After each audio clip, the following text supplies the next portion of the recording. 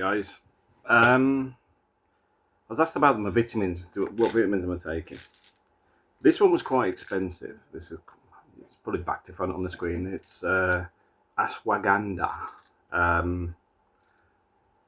Now I bought this and I haven't actually used these because I didn't realise this one, which is called Memory Forte, already has it in it. And Bakopa and GABA, but these were to do with memory because, like I said, I was having my mind's been fairly foggy for some time, and I think it was more to do with not overthinking, but always busy thinking. So the weird thing with this is this is actually from Spain. I think my wife got this. I think she got it from Mercadona. I'll have to check. Yeah, it's in Spanish for a start. But I think Mercadona sells this stuff. What it was is you don't really notice it, but you sort of don't feel like you're thinking as well as you normally do. But like I said, I think it's because busy with work, with the chaos there, doing my degree at the same time, trying to sort out business stuff, dealing with family stuff, commuting to and from the UK and Spain, very, very busy. And my wife I didn't know she'd given me these. So I had them for like about 2 weeks. Then I was finding that my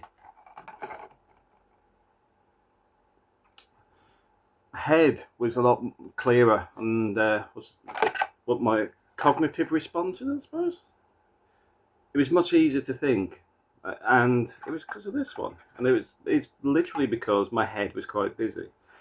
But it may not sound logical, but what it is when I do these big surveys, I can pretty much memorize entire buildings. So I know, for example, the one I'm doing at the moment, you go through the automatic, it's got a double sliding door, fire alarms on the right, and I can tell you what lights are there, that it's got a disabled refuge system there with a red phone, I can walk you through pretty much there and the rest of the building. But because I've had a lot of buildings in my head, 17 in total, it's been a lot of information. I think that's another reason. But most of those buildings are now out of my head because I don't need them now because I've already converted them all into spreadsheets and got all the data. But this one seems to work really well. And I think this one is part of that. It is in there, but I think this was like, I can't remember, about £20 or something. Irony, innit? Memory enhancing. I can't remember how much it cost.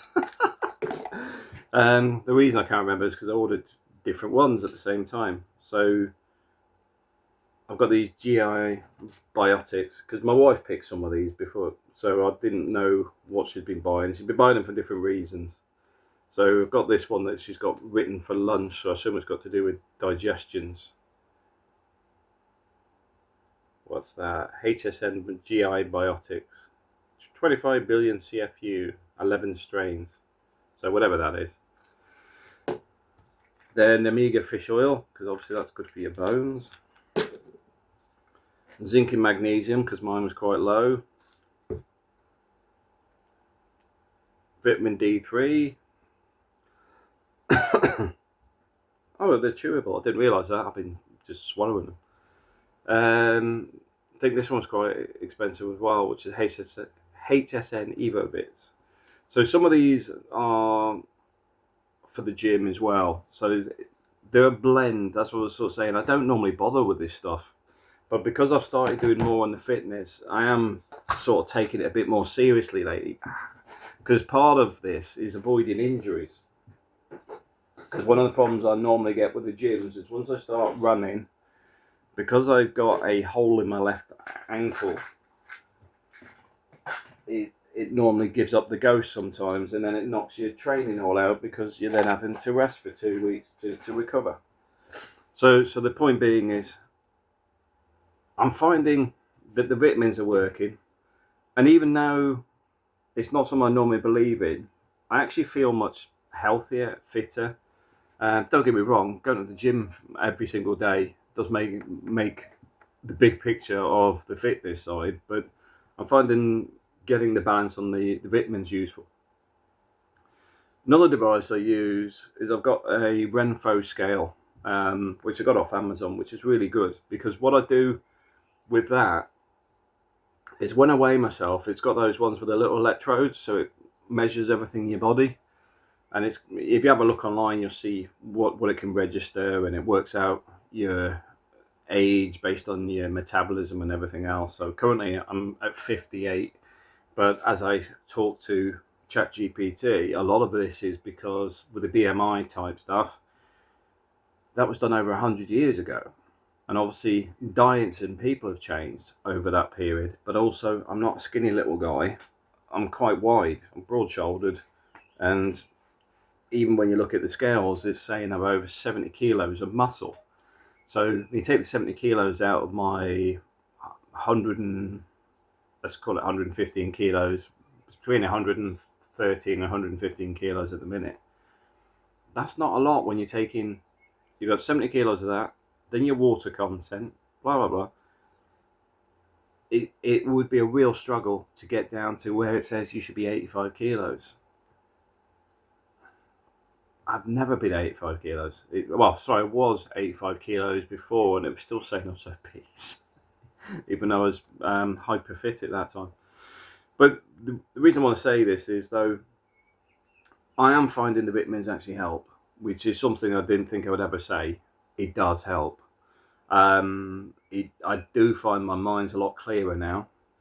Another important bit is the basics of eating properly, sleeping properly, and people talk about work-life balance. I think it's a case of the simplistic version of that is when you finish work, you finish work. It's getting into that mindset. This is why people complain about millennials or Gen Z or whatever, because their mindset seems to be different to, like, Gen X are seen as more people that just get on with it and sort of they'll just push ahead. But I don't think we need to be doing it. Why the hell should we? No one else is. I think we should be focusing more on ourselves these days. So I do recommend, if you're overworking, full throttle, maybe it's time for a change. And I can say that because I've done that. It's like the music. I gave up like gaming, music and stuff to go corporate, and I went corporate for a very long time. Did a lot of training, a lot of development, working stupid hours. Sometimes do a 20-hour day, and now I'm down to I'm only interested in an 8-hour day. Not interested. Work-wise, there's no benefit to doing anything above and beyond. What I need is a career change, if anything. But I'm still looking at the day should fit into the day. And in my industry, they downsized. They just kept screwing things down. Got rid of a lot of that admins, made them manager tasks.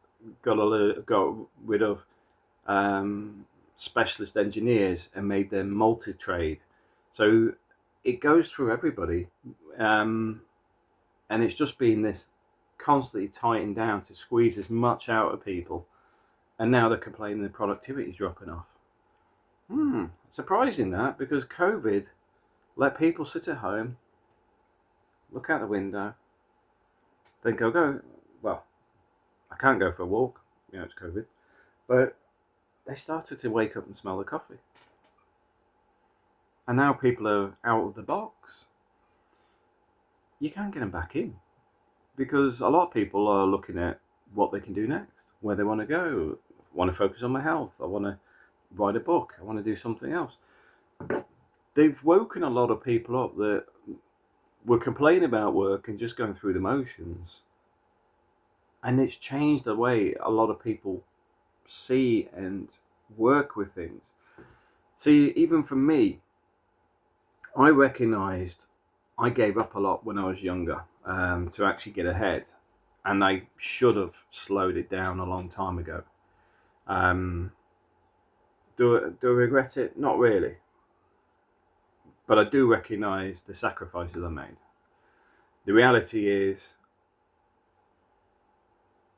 going to the Philippines and doing stuff from there and developing and everything, all that was created through that lens of just being full on, make it happen, and develop everything you need. Now I can take a step back a little bit. I'm looking at business ideas, I'm looking at concepts, looking at how to work with other people to make some of these work. I'm looking at a commercial drone license, so maybe I step back and start doing those at the weekends.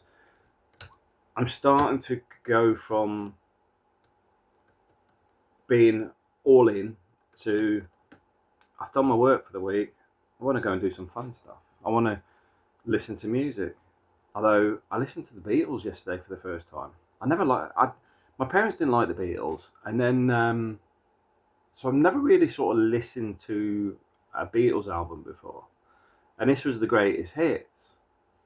And now I understand why my parents didn't like the Beatles, because there was so much copied stuff in there.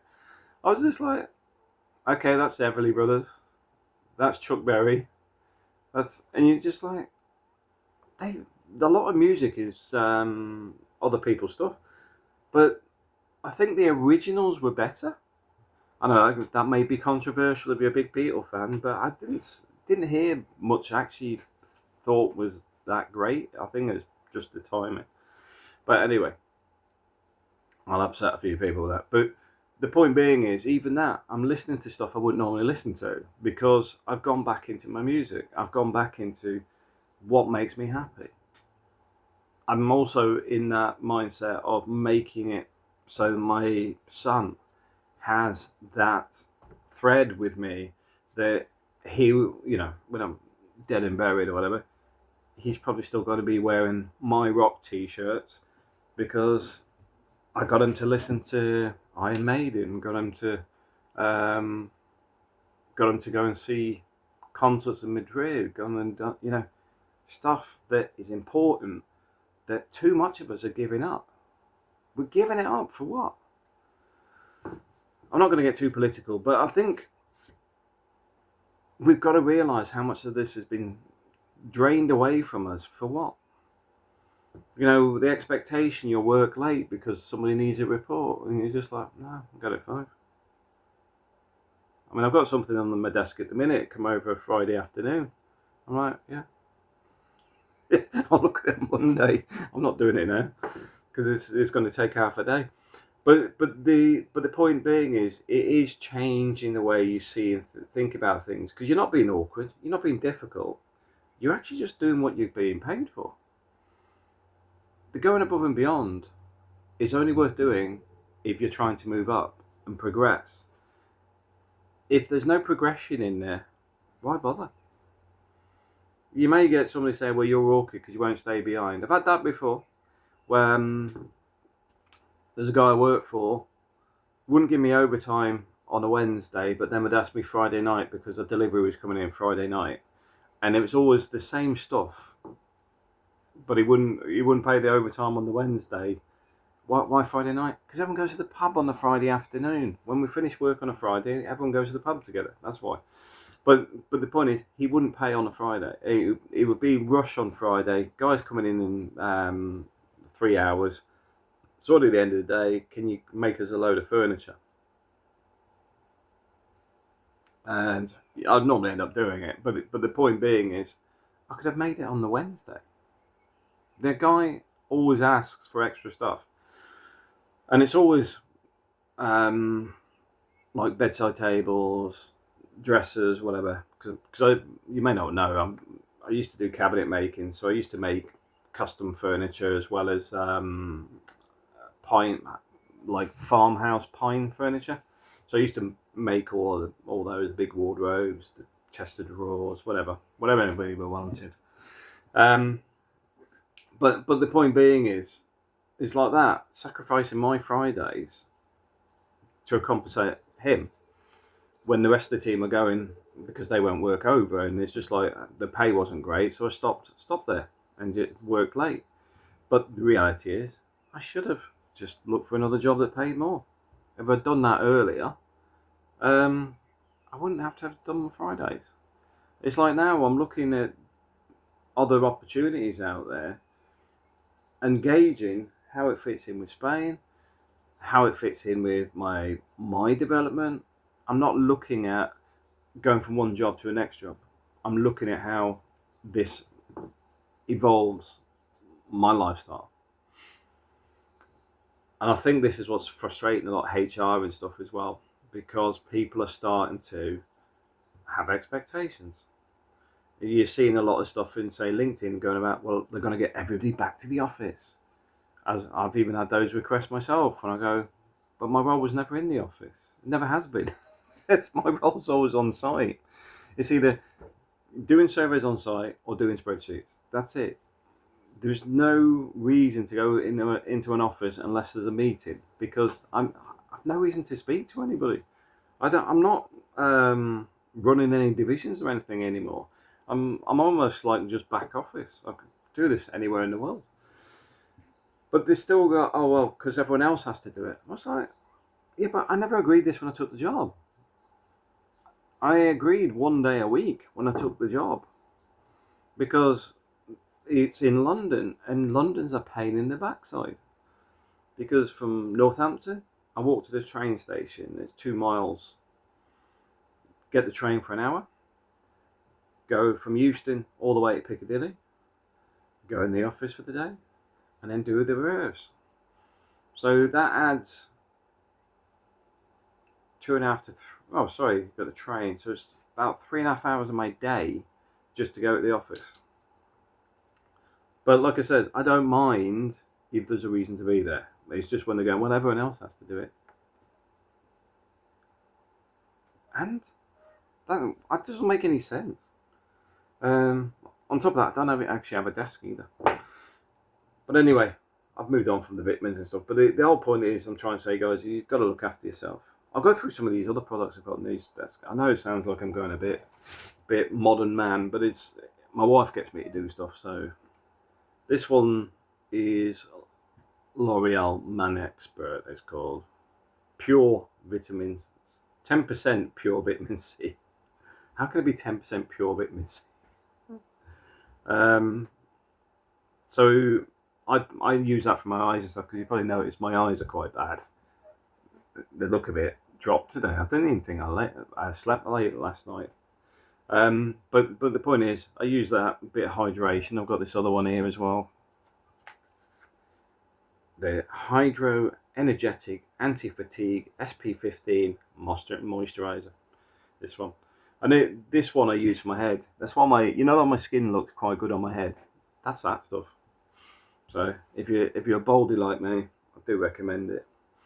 And I know it all sounds very modern man, but my wife likes me looking after myself, because I do just focus on work and whatever, and I am changing that mindset. So I'll put this stuff up there. I'll be the first one to admit I'm using these types of products. What else have I got on my table? Oh, this one's another one. I think she got this from Spain, this one. What's this one? Biotherm Blue Therapy Red Algae Uplift. Now, the reason she has that is she hates it when I do this. So she got this too, for taking the lines out my forehead. Does it work? No idea, because I still do that. But it keeps the wife happy. That'll do me. That's pretty much the stuff that's on my desk at the minute. So I just thought I'd share some of that stuff so that you don't feel a bit odd. And this is another one I got from Tesco, so I'll finish off on this one. This is what's it called? It's High Five, and it's a 0 sugar, 0 calorie. Basically, that's isotonics. Because it's quite warm outside and walking, just get one of those and shove it in a bottle of water. Because one of the things I do regularly, well, pretty much daily, is I take a 2-litre bottle of water. I cut a lemon in half. Well, sorry, I get two 2-litre bottles of water. Cut a lemon in half, then chop it up, and put it in the bottle, then shake the bottle up.